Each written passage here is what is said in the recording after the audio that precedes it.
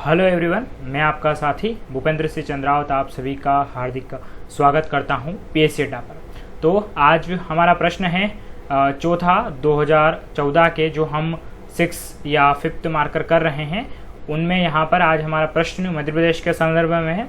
और मध्य प्रदेश में जो प्रश्न पूछा गया है वो प्रश्न है कि मध्य प्रदेश के कृषि आधारित उद्योगों के विकास का वर्णन कीजिए। हालांकि ये जो प्रश्न जब आप पेपर में देखेंगे तो इसमें कुछ ऐसा है कि मध्य प्रदेश के उद्योगों के विकास का वर्णन कीजिए विशेषकर कृषि के संदर्भ में। जब उन्होंने ये बात बोली है और आपके पास सिर्फ 100 शब्द हैं तो आप इतना क्लियर समझ लीजिए कि आपको सिर्फ और सिर्फ कृषि जो है उसके जितने भी उद्योग हैं उनके विकास की यहाँ पर क्या करना रहेगी, चर्चा करना रहेगी। तो शुरुआत में हम देखेंगे 100 में कैसे लिखें और फिर इस वीडियो के अंत में बता दूंगा कि क्या क्या चीज़ें छोड़कर हम इसे 50 में भी कन्वर्ट कर सकते हैं नए सिलेबस के बेस पे। ठीक है, तो चलिए यहाँ पर बात है कृषि आधारित उद्योग के विकास की। तो हम पहले कुछ भूमिका के रूप में लिख लेंगे कि मध्य प्रदेश एक रुग्ण औद्योगिक राज्य है किंतु कृषि आधारित उद्योग का विकास अन्य की अपेक्षाकृत बेहतर रहा है। तो आप सभी को पता भी होगा या नहीं पता है तो जान लीजिए कि मध्य प्रदेश में कोई उद्योग अच्छी दृष्टि से नहीं है, जैसे महाराष्ट्र है, पश्चिम बंगाल है, गुजरात है, उसके संदर्भ में हम काफ़ी ज़्यादा पिछड़ी हुई अवस्था में। लेकिन फिर भी एग्रीकल्चर अच्छा एक प्लस पॉइंट है एमपी का। तो उस बेस पर जो एग्रीकल्चर के जो उत्पाद है उनसे संबंधित उद्योग हमारे यहाँ पर हैं अच्छे खासे। तो यहाँ पर फिर हम एक डायग्राम बनाएंगे और डायग्राम में बता देंगे कृषि आधारित उद्योग कौन कौन से हैं। तो मोस्टली तो चीनी उद्योग, ठीक है, उसके बाद वनस्पति तेल एवं घी उद्योग और खाद्य प्रसंस्करण। इतना याद रखिए इस प्रश्न में कि जो वे उद्योग जिनमें कृषि उत्पाद का उपयोग किया जाता है वे सारे कृषि आधारित उद्योग हैं और खासकर चीनी, वनस्पति तेल एवं खाद्य प्रसंस्करण। इसके अलावा कागज उद्योग और सूती वस्त्र 2 है यहाँ पर। तो इनको कोष्टक में लिखने की जरूरत इसलिए है कि शुरुआत में कागज और मोस्टली सूती वस्त्र वगैरह जो थे ये कृषि के जो उत्पाद थे उनसे ही बनते थे, उन्हीं से कच्चा माल होता था। लेकिन अब कागज में बांस का उपयोग किया जाने लगा और सूती वस्त्र की जगह भी, हालांकि सूती वस्त्र जो हैं वो तो कृषि से ही जा रहे हैं, लेकिन अगर पूरी जो आपका टेक्सटाइल इंडस्ट्री है उसकी मैं बात करूँ तो पूरा वो कृषि बेस्ड नहीं रहा है। अब तो रेयान के या कृत्रिम रेशे बनने लगे हैं। ठीक है, तो इस आधार पर ये मोस्टली 3 ही क्या है, कृषि आधारित उद्योग है। अब देखिए पूछा उसने क्या है आपसे, विकास। तो कम से कम आपको यहाँ पर स्टार्टिंग में कुछ सन के साथ चर्चा करनी पड़ेगी कि मध्य प्रदेश में कब कब कहाँ कौन से उद्योग लगे हैं। तो देखिए सबसे पहले हम बात करेंगे चीनी उद्योग की। ये 3 इंपॉर्टेंट है, चीनी, वनस्पति और खाद्य। तो इन्हीं की चर्चा करेंगे हम और शब्द भी कम है इसीलिए। तो पहला पॉइंट रहेगा यहाँ पर कि सर्वप्रथम 1934 में रतलाम में प्रथम चीनी मिल स्थापित हुई। ठीक है, ये हमने लिख दिया। देन उसके बाद दूसरा है ना, जावरा में स्थापित हुई थी, आपको पता होगा।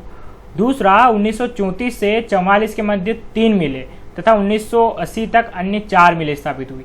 तो ये जब सन है या ये जो नंबर है ये दर्शा रहा है कि विकास किस चरण में हुआ है ना। चीनी उद्योग की अगर हम बात करें तो ये एक विकास दर्शाता है कि हाँ धीरे धीरे चीजें आगे बढ़ी है।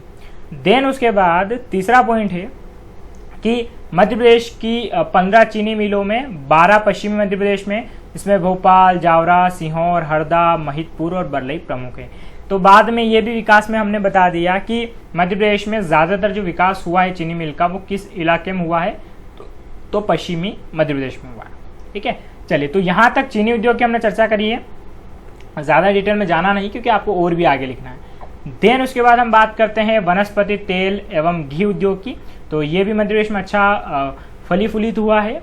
तो पहला पॉइंट हम यहाँ पर लिखेंगे कि मध्य प्रदेश निर्माण के पश्चात 1980 तक मात्र 6 मिलें थी किंतु वर्तमान में इनकी संख्या लगभग 100 है ना। तो यहाँ पर हमने बता दिया कि इसमें भी अच्छा खासा विकास हुआ।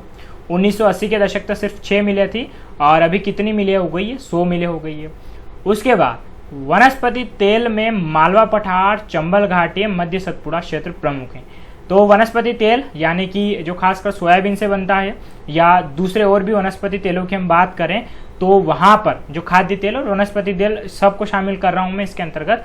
तो वो खासकर आप मालवा पठार और चंबल और मध्य सतपुड़ा क्षेत्र, यहाँ पर किस इलाके में, जैसे चंबल वाला इलाका है या सतपुड़ा, मध्य सतपुड़ा में तो वन अच्छे खासे हैं, यहाँ से वनस्पति तेल, और मालवा और चंबल पठार में क्या है, सोयाबीन ज़्यादा है तो यहाँ से सोयाबीन तेल, खाद्य तेल मिल जाएगा। इसके अलावा वनस्पति तेल ठीक है। एवं घी के जो कारखाने हैं वो कहाँ पर है, मुख्यतया देवास, इंदौर, मालनपुर, पीथमपुर में प्रमुख है, ठीक है। तो वनस्पति या इनसे जो भी तेल घी बन रहा है, ठीक है, यहाँ घी पशुओं से प्राप्त होने वाला नहीं है, ये वही घी है जैसे डालडा घी का आपने नाम सुना होगा, बिल्कुल वैसा ही, ठीक है।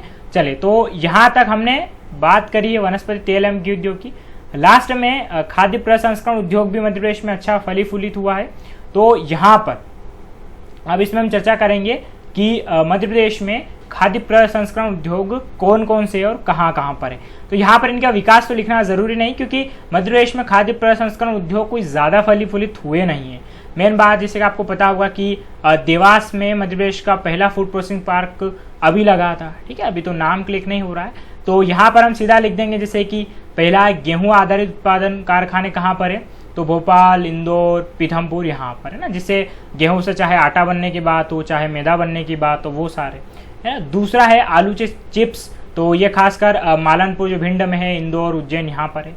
और दूध उत्पाद उद्योग भोपाल, देवास, उज्जैन है ना। तो दूध से जो भी जैसे कि ये भी एग्रीकल्चर फील्ड में हम ले लेंगे, क्योंकि जो पशुपालन भी होता है वो भी एग्रीकल्चर फील्ड के अंतर्गत गिना जाता है। तो यहाँ पर जैसे कि सांची दूध का आपने नाम सुना होगा, जो उज्जैन में है, खासकर बहुत सारे प्रोडक्ट बनाती वे। इसके अलावा अंत में हम उन दो की बात कर लेंगे कि प्रारंभिक रूप से सूती वस्त्र एवं कागज उद्योग कृषि उद्योग में शामिल था, किंतु इनकी निर्भरता अधिकतम वनों पर अब हो चुकी, इसलिए इन्हें कृषि आधारित उद्योग में नहीं गिना जाता है। तो ये हमारी बात रही 6 मार्क्स या 100 शब्दों में कैसे लिखना है। अब देखिए, यही प्रश्न अगर आता कि इसे हमें लिखना है कितने में, 50 में लिखना है। देखिए 50 की जब बात आती है तो काफ़ी संकुचित होना पड़ेगा। तो वही वाली बात है कि ये भूमिका तो आप अपने उत्तर से हटा ही दें। डायग्राम तो जरूर बनाए, क्योंकि डायग्राम के नंबर आपके कटते हैं नहीं। ओके, देन उसके बाद में आपको करना क्या है, ठीक है, थोड़ा सा मैं इरेज कर देता हूँ ताकि आपके लिए यहाँ पर क्या हो जाएगी, सुविधा हो जाएगी। तो देन ठीक है, यहाँ पर इस चीज़ को समझिए आप। ओके, शायद नहीं हो पाएगा। ओके, चलिए, कोई दिक्कत नहीं। तो देखिए यहाँ पर आप ये हटा दीजिए। उसके बाद में आपको क्या करना है, ये डायग्राम तो जरूर बनाना रहेगा।